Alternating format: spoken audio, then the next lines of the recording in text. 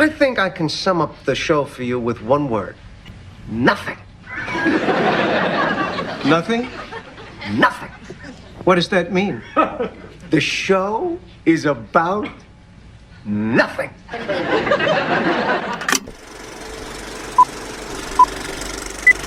Confía en mí. Sé exactamente lo que hago. Acerca de nada, un podcast de Diego Valle y Pablo Manzotti, en donde hablamos de casi todo.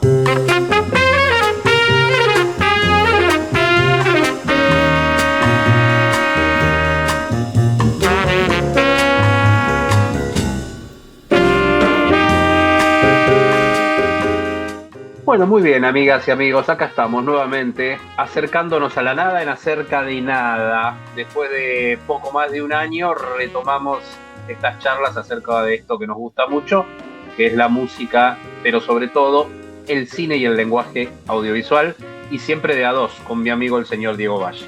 Hola Pablo y hola a todas y todos si regresan. Nos tomamos un tiempito de descanso para madurar la idea, pero nada, sí, un poquito más de un año, pero aquí estamos de regreso. Y además agradeciendo el apoyo de la Fundación Santander Argentina a través del régimen de promoción cultural de mecenazgo. Nada, un apoyo que nos viene bien para encarar esta nueva temporada. No vamos a ser, me parece, demasiado innovadores con el primer tema que vamos a abordar, pero esperemos que sí en el tratamiento, las dimensiones y los alcances de nuestro análisis, porque decidimos sumarnos de alguna manera a la discusión social que hay en torno de Adolescencia, esta serie británica lanzada hace ya un par de semanas por Netflix, y que es un furor, yo creo, impensado hasta por las propias autoridades de la plataforma de streaming. Sí, yo pensaba en eso que decís vos, digo, ¿hasta dónde lo pensaron en términos de repercusión social? Porque Netflix, si hay algo que hace bien, es meter, lo ha demostrado en los últimos años, meterse en la agenda más allá de la noticia del estreno de la serie, ¿no? Se mete en la discusión diaria.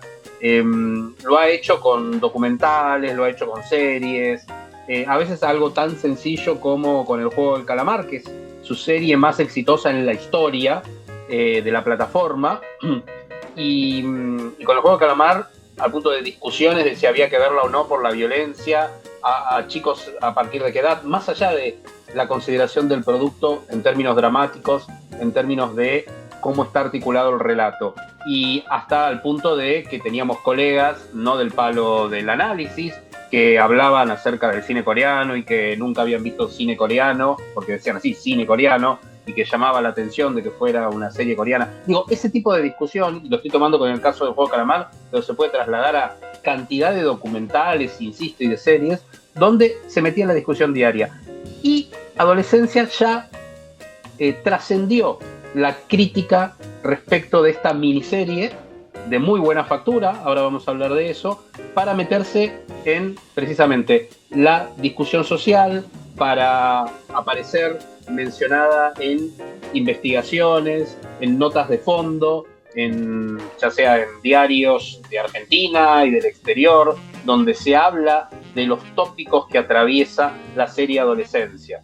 Sí, había una cosa extraña, que fue que Netflix lanzó, con diferencia de 24 horas, su tanque del año, una película que se llama Estado Eléctrico, ¿no? De los hermanos Russo, con la chica de Stranger Things, y una película de $320 millones de presupuesto, una locura, y medio perdida esta serie, que voy a contar una anécdota una infidencia medio extraña. Viste que a veces Netflix te pone en la cuenta de los periodistas algunos screeners, ¿no? Incluso que estaba como work in progress.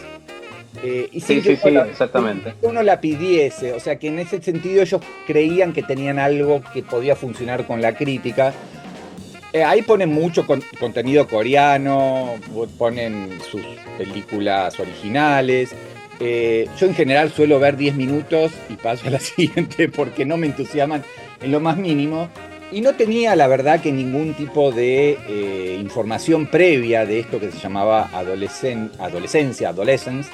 Pero bueno, nada, descubro obviamente a Stephen Graham, que es alguien, es un actor devenido, también guionista y ahora productor y showrunner, que, bueno, muy reconocido sobre todo en Inglaterra. Me dije, bueno, otra producción británica. Recordemos que el año pasado fue el furor, o hace dos, ya no me acuerdo, de Bebé Reno, ¿no? Entonces, digo, bueno, la empiezo a ver y empiezo esto del plano secuencia. ¡Wow! Mirá qué bien hecho, ¿no?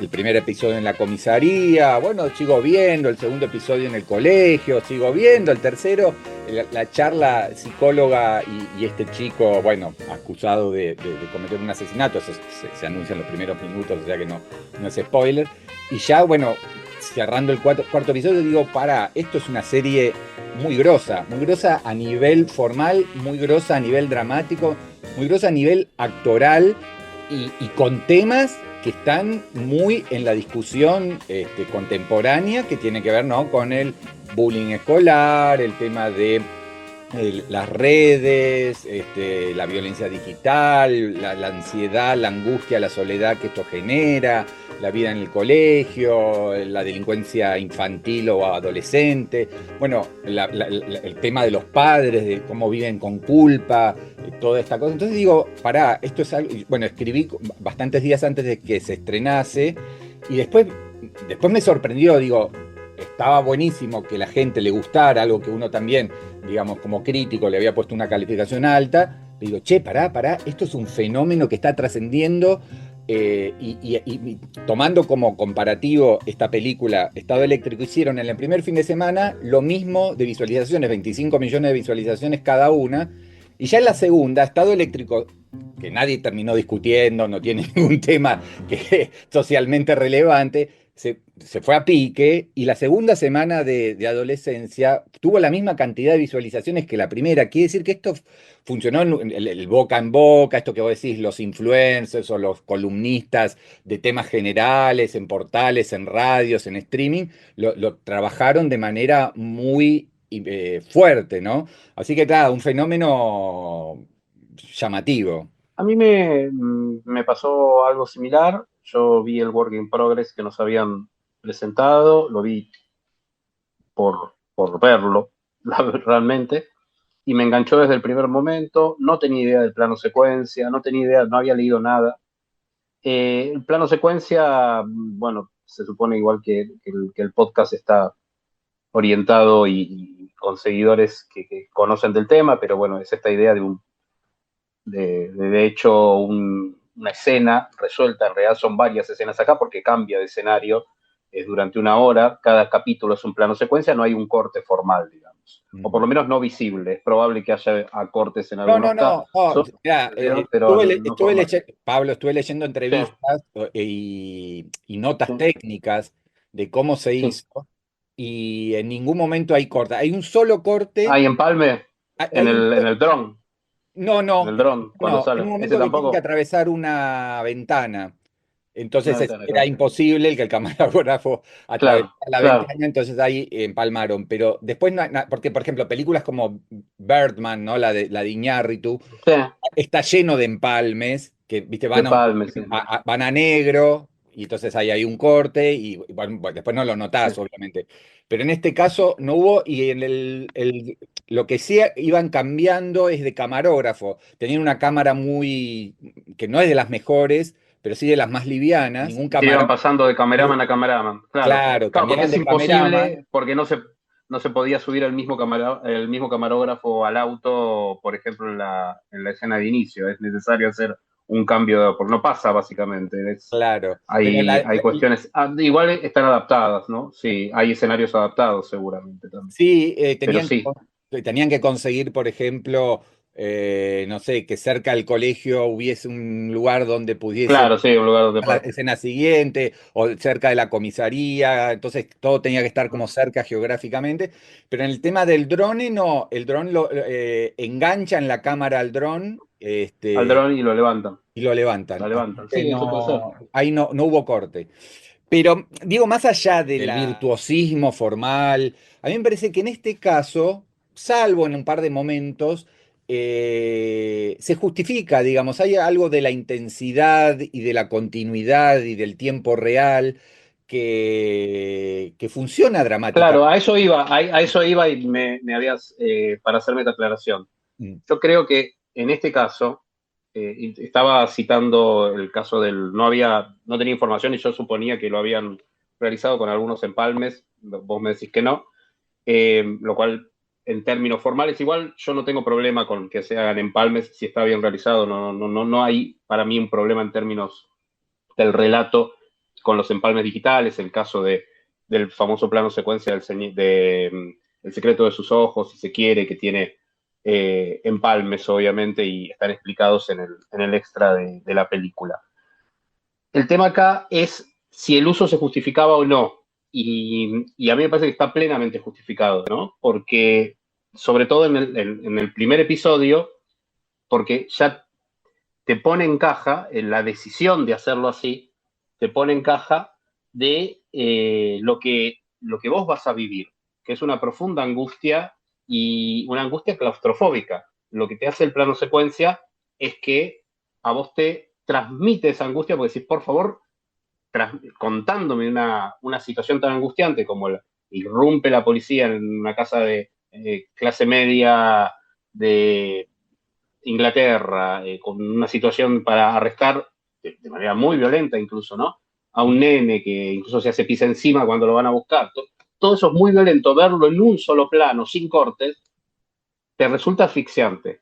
Y me parece que a eso es lo que intentan transmitir en todo momento, ¿no? Como la angustia de esta cotidianeidad que es la que de alguna manera se apropia el relato. A mí me parece que está ampliamente justificado, de la misma manera, si se quiere, que estaba justificado para ver cómo también se está utilizando esto como recurso. Eso es otro tema, nunca se habló tanto de un plano secuencia, incluso lo he escuchado con colegas que no son del palo, que no son de gente que hace análisis ni cinematográfico ni audiovisual, pero que comentaban esto, ¿no? Que descubrían el plano secuencia, probablemente lo habían visto en otras series y en cine, pero nunca le habían prestado atención. Eso también es un dato respecto de cómo está impregnando y cómo está pegando la serie en términos de la discusión diaria.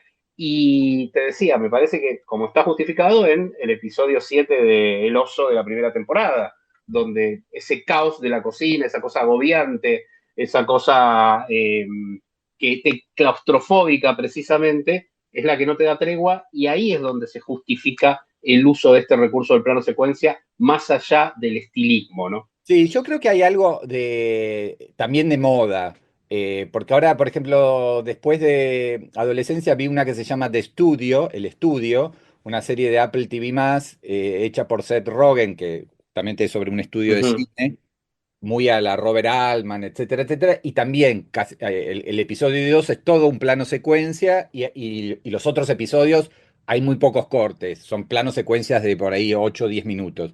Eh, nada, y ahora yo ya lo veo, viste, como a mí me gusta cómo funciona estilísticamente, pero nada, hoy veía una película de Soderbergh que se llama Código Negro y también arranca con un larguísimo plano secuencia. Pero digo, en este caso te hacen sentir también el tiempo, porque escuchaba a unos comunicadores muy intelectuales, pero decían, che, es un poco aburrido, porque, por ejemplo, cuando se sirven el café, tenés que esperar a que se le llene la taza y a que no sé qué. Bueno, justamente, es la idea, es que sientas el tiempo, digamos, la El tiempo real. burocracia, la angustia, todo lo que va pasando capítulo a capítulo. El capítulo 3 es básicamente un duelo actoral entre la psicóloga, digamos, que supervisa el caso y que tiene que hacer un informe, y el pibe, que dicho sea de paso, el pibe no había actuado nunca, con lo cual ese es otro gran desafío y otro gran logro de la serie, que un pibe así se banque, nada, 40 minutos de una escena de diálogo. Decían que los actores más experimentados lo estaban salvando todo el tiempo, se reían, contaban anécdotas, por ejemplo, en un episodio, ahora no me acuerdo cuál, el pibe bosteza, porque claro, Bosteza, sí, en el es, momento que lo está interrogando, que ella dice, te es aburro, agotador filmar en plano sí, sí, te secuencia aburro, una claro. hora. Y claro, Entonces, el actor o actriz que estaba en ese momento dice, che, estás un poco cansado, estás aburrido, como que lo improvisaron eso para salvar Improvisaron y quedó la bien. secuencia y no volver a filmarlo una hora de nuevo. Claro, no, por eso es interesante. Pero ahí para mí enlaza con la muy buena tradición de actoral inglesa, ¿no? Ese es el plus que tienen para mí las series inglesas, Total. donde pueden ser un poco mejores, un poco más flojas, pero el nivel de la actuación siempre es alto. Eh, Me parece que está esta tradición de la cuestión de la actuación y la escuela actoral inglesa. Hay algunas cosas registradas de este chico previamente, pero sí, ciertamente, Owen Cooper, así se llama, el que hace de Jamie Miller, ciertamente es su primer papel y es notable, y ahí también te das cuenta el trabajo de Stephen Graham, que es quien hace el padre, que aparte es el showrunner, como vos decís. Brad Pitt es uno de los productores de la serie, y Stephen Graham es el guionista, y de alguna manera también está ahí la cuestión de Philippe Barantini, el director de la Totalmente, sí, dirección actoral, ¿no? Que es sí, sí, muy, sí. muy buena. Venían trabajando juntos con Stephen Venían Graham trabajando y, juntos. y es un muy buen director y en este caso hay que nombrarlo a él y al director de fotografía en el sentido de Sí. que más allá de que Graham haya escrito el guión y sea el productor general y sea uno de los protagonistas, hay mucho también acá de puesta en escena, de idear, de trabajar, de conseguir el tono, de ensayar mucho, porque hay que ensayar mucho para después poder filmar 50 minutos sin corte. Y contaban también anécdotas de cuando nada, te tenían que interrumpir al minuto 42 porque había pasado algo irrecuperable y todos se querían morir, ¿no? Pero bueno, es un Claro. poco cuando jugás Y a es el juego del este plano juego. secuencia, es eso. Claro. Cuando lo querés hacer realmente en plano secuencia, tenés ese problema, que bueno, que tenés que volver para atrás. No, lo que sí me parece es también como para ir cerrando, que funciona en todos los niveles, ¿no? Porque funciona como thriller, en definitiva, de lo hizo o no. No es acá quién lo hizo, sino el por qué, o lo hizo o no lo hizo al principio, este chico acusado de asesinato de una compañera de escuela. Funciona en ese nivel perfecto, porque vos querés saber qué es lo que sucede, cómo se resuelve esto. Y después lo que funciona es en todos los niveles sociopolíticos, ¿no? Mm. Eh, Todos los engranajes, a mí me sorprendió desde ese lugar, desde el lugar del entretenimiento, porque no deja de ser entretenida más allá de lo angustiante, cómo está tan bien planteado el buceo en el alma adolescente hoy. El capítulo segundo, que es el capítulo de la escuela, es notable. Los diferentes perfiles, la crueldad del adolescente. Los adultos, ningún adulto entiende al adolescente, ninguno, ni la directora de la escuela, ni los profesores, ni los policías que van a interrogar. Es notable. Y eso realmente a mí me pareció, es muy difícil de lograr. Es muy difícil que haber hecho un guión de tamaña precisión de análisis sociopolítico sin asesoramiento. Evidentemente se han asesorado muchísimo, porque es increíble, es realmente increíble lo que lograron. Y bueno, después está el tercer episodio que vos ya mencionaste, el diálogo con la psicóloga, el lugar de la psicóloga, que en el fondo tampoco entiende al adolescente, porque se le acerca como un chico y hay otras cosas que estaban jugando. Y del último episodio no vamos a hablar No, nada no, que de pero alguna también manera atravesar. Sí, entre las múltiples audacias, que ya hablamos de la formal, ¿no? De la elección del plano sí, secuencia, está también que como que va cambiando el punto de vista y el protagonista de cada episodio. Cuando vos te empatizás con el policía de alguna manera, sí, sí, claro. después de golpe pasa al el episodio de la psicóloga. El padre, que es Stephen Graham, ya había aparecido, pero en el último episodio tiene un protagonismo absoluto. Y así todo, ¿no? Entonces es una serie que va mutando mucho. Cada episodio es cada plano, secuencia, es una historia narrada desde un diferente punto de vista, con su tono particular, su... Claro, vos decías, el episodio 2 en el colegio es un prodigio coreográfico, porque justamente al pasar en un colegio va entrando, saliendo de las aulas, los patios, lleno de pibes y de profesores en el fondo. Y por ejemplo, el 3 es totalmente austero, desnudo, en el sentido que son dos personajes Dos totalmente en diferentes, sí, cámara, sí, sí, ¿no? Bueno, en algún sí, momento salen del lugar de encuentro sí, sí, sí.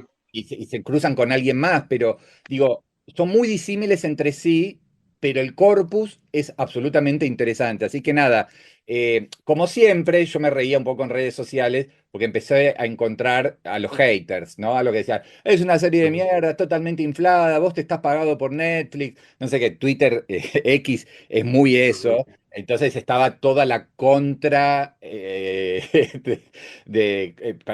diciendo que la serie era un invento, que estaba inflada, etcétera, etcétera. Yo creo que está muy bueno que lo que se discuta de Netflix sea adolescencia y no Estado Eléctrico, otra de las tantas películas de acción intrascendentes que gastan cientos de millones de dólares, que igual le sirve a Netflix para su marketing, pero me parece que cuando sacan cosas como, no sé, Bebé Reno el año pasado, una pequeña serie británica que la transforman en un éxito global, o ahora Adolescencia, hay algo que virtuoso en el sentido de que genera esto, discusiones en las familias, en los medios, entre los críticos.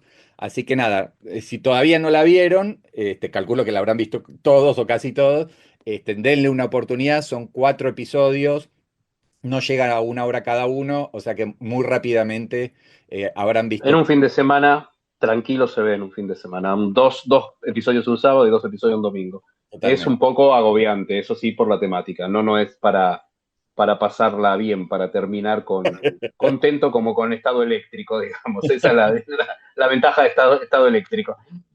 Bueno, ¿querés irnos con musiquita como hacíamos habitualmente? Vale, El primer ahí bloque. vamos. Vamos y después contamos de qué se trata.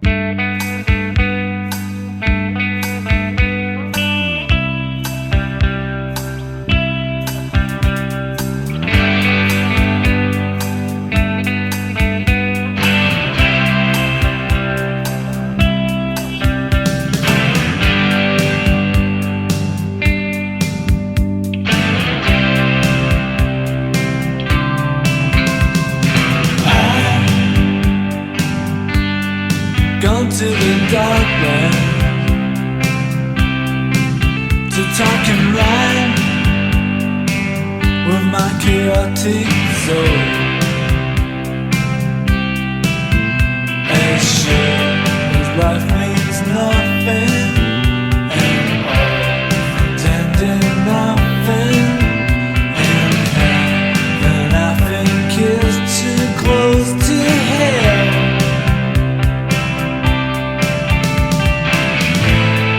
I wanna move, I wanna go. Oh, I wanna go. Do do do do do. Do do do do do. Do do do do do. Do do do.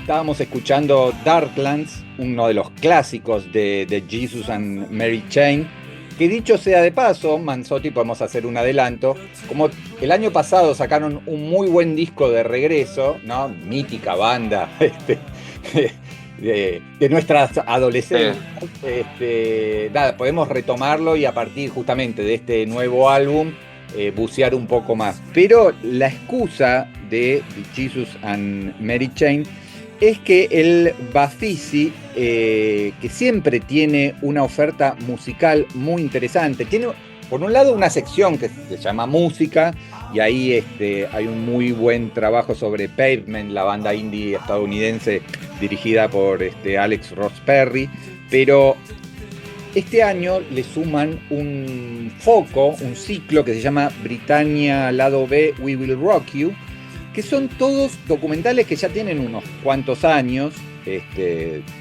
principios de los 2000 hasta los últimos son del 2019.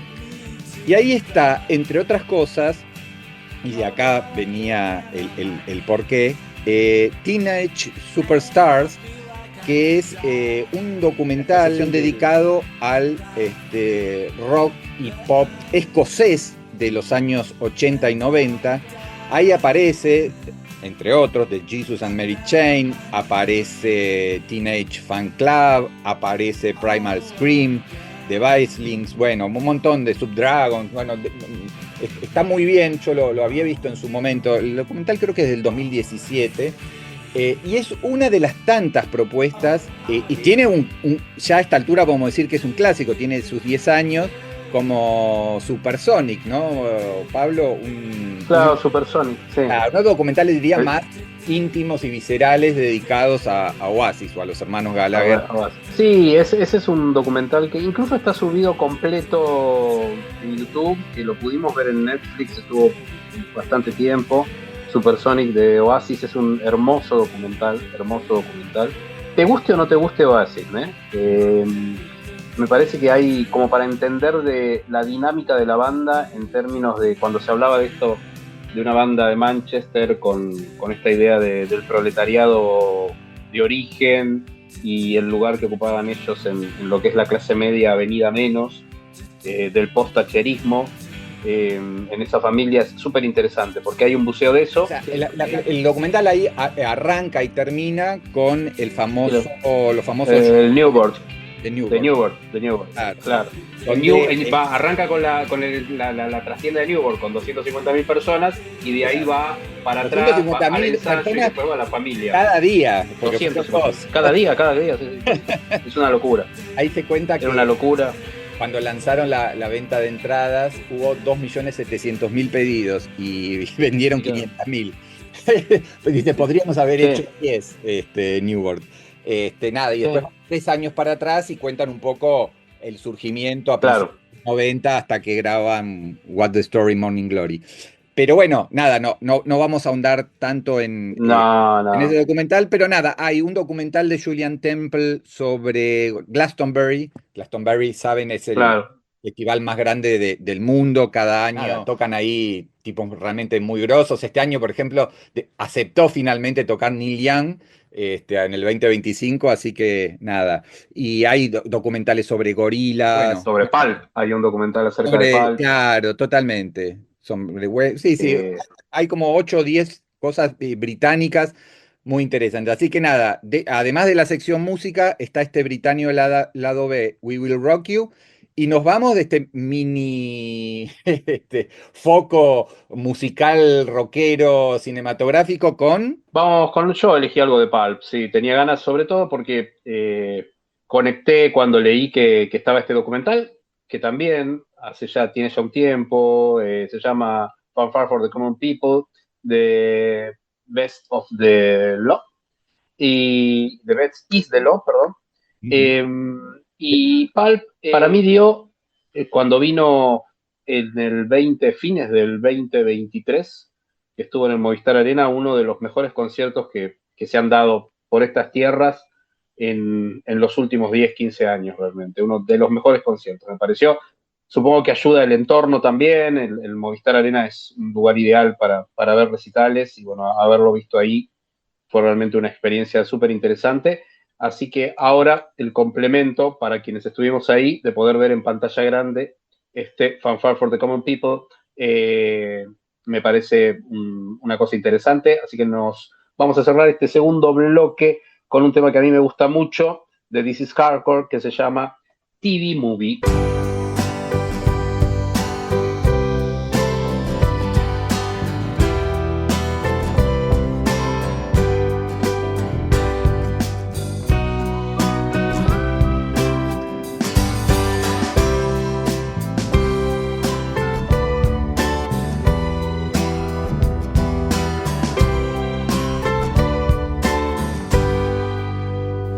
And I can't think of a way to get through this pain, to be happy again, to make it all alright. I know it must be bad, 'cause sitting here right now, all I know is I can't even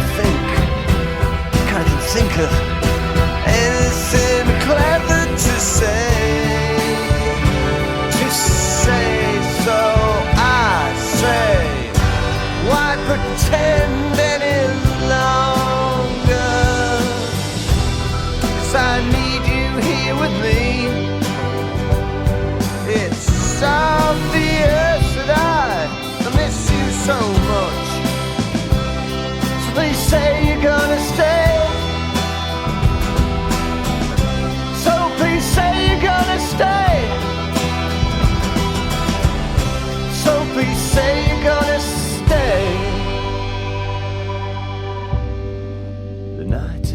curtains are canal, and there's nothing on. Bien, y vamos a cerrar con algo, sí, ya estrictamente cinematográfico, que tiene que ver con lo que pasó con el regreso de Bong Joon-ho después de ganar el Oscar con Parasite. Estaba muy esperada esta vuelta y encima con una producción grande de un estudio tradicional como Warner, con un actor como Robert Pattinson. Y la verdad que la película, sé que a Pablo no le gustó casi nada, a mí me gustó en parte, parece parcialmente fallida, pero más allá de eso es un fracaso económico, pese a que en su Corea natal obviamente la película sí está funcionando, a nivel global no, ya se hizo un cálculo de que la película va a perder por lo menos 75 millones de dólares. Y a partir de eso, y ahora podemos hablar un poco de estos cineastas que consiguen, digamos, un gran éxito y llegan a distinciones como el Oscar, sobre todo directores extranjeros, pero no solo extranjeros. ¿Y qué pasa con esta especie que yo llamo maldición del Oscar? Porque si uno repasa un poco cómo les fue en los últimos años a quienes ganaron la estatuilla principal, y vemos que, bueno, o no han filmado, o no han vuelto a filmar, o si han vuelto a filmar lo han hecho de una manera que no ha sido la que se prevía. Repasemos y después te paso la palabra. Green Book de Peter Farrelly. Peter Farrelly hizo un par de cosas bastante menores después. Parasite gana en el 2020. Hizo Mickey 17, que es lo que vamos a hablar. Nomadland de Chloe Zhao en el 2021. Después hizo una película como The Eternals de Marvel, que fue una de las peores recibidas y uno de los peores fracasos económicos. Después Coda. Sí, es mala aparte, es mala. Coda de Sean Heather en el 2022. Ah. Tampoco después pasó nada con después todo en todas partes al mismo tiempo. No volvieron a filmar. Se supone que ahora tienen una película nueva. Y un director que ahora está preparando su nuevo film, es Christopher Nolan, que yo ya lo pongo en otro estatus, porque Nolan ya era No, es totalmente diferente, mucho claro. antes de ganar el Oscar. O sea, Peter Farrelly, Chloe Zhao, Sean Heather, los hermanos, los Daniels, no eran tipos extremadamente conocidos antes del Oscar. Entonces el Oscar era como la consagración. ¿Y ahora qué pasa? Y en ese sentido, a mí me pareció muy, muy muy valioso el discurso que hizo Sean Baker cuando ganó con Anora, diciendo, sigamos haciendo películas independientes, sigamos haciendo películas pensadas para el cine, para ser vistas en cine y no para tener una serie popular y con mucho presupuesto en streaming.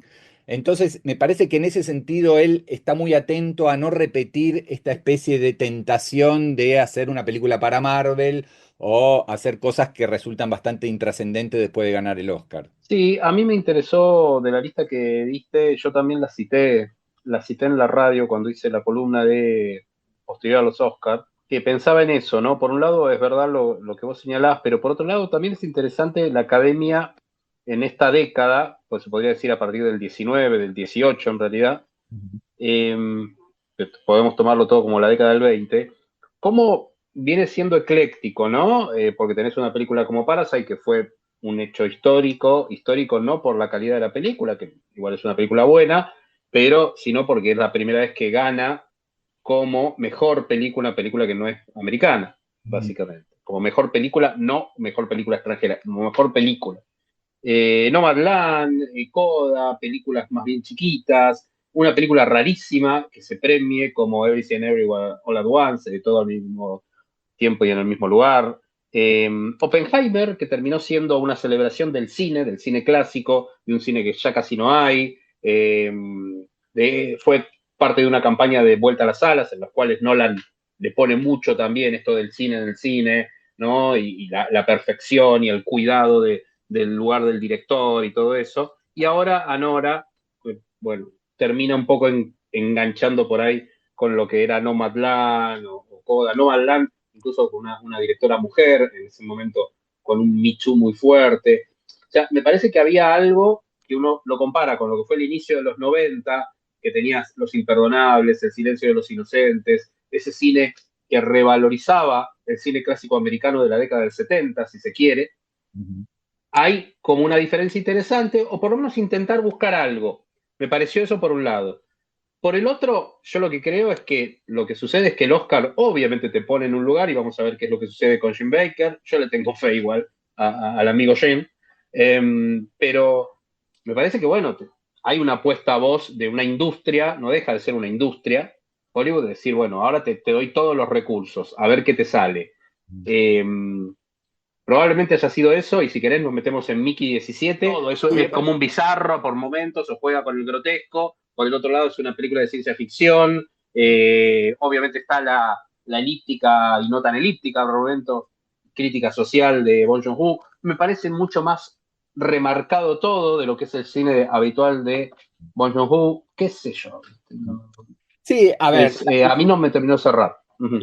las alegorías políticas nunca han sido demasiado sutiles en su cine, pero me parece que en Parasite, o bueno, para mí su mejor película es The Host, la The película. Host, te iba a decir, pero en The Host The Host es una locura, o sea, y la alegoría que tenés en The Host, quizás la más intimista, pero que también hay una crítica social, que es Memorias de un asesino, Memories of Totalmente. Murder. Me parece que había una sutileza en el relato, y tenía esta cosa de esa línea de que no te subrayaba, no era necesario volver a sobreexplicarte las cosas, como Sí. sí sucede. ¿Qué vos decís? Bueno, Pero, Pablo, me puede decir alguien, es Hollywood, ¿no? Ya está, olvídate.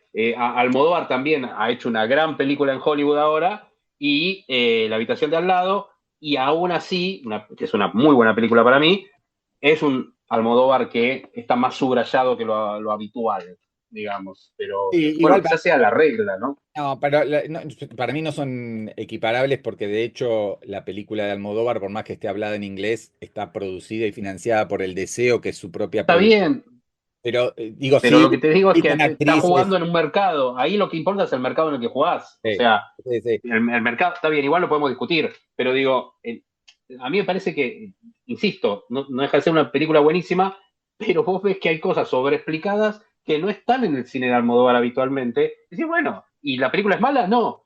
Pero bueno, es lo que estoy pagando. Lo mismo me podría decir Bong Joon-ho de Vicky 17. Mirá, no hice una mala película, pero tengo que sobreexplicar algunas cosas porque el mercado me lo exige. ¿Qué sé yo? No sé. Sí, de hecho, Es el eso. personaje de Mark Ruffalo es una mezcla de Trump con Elon Musk, Claro.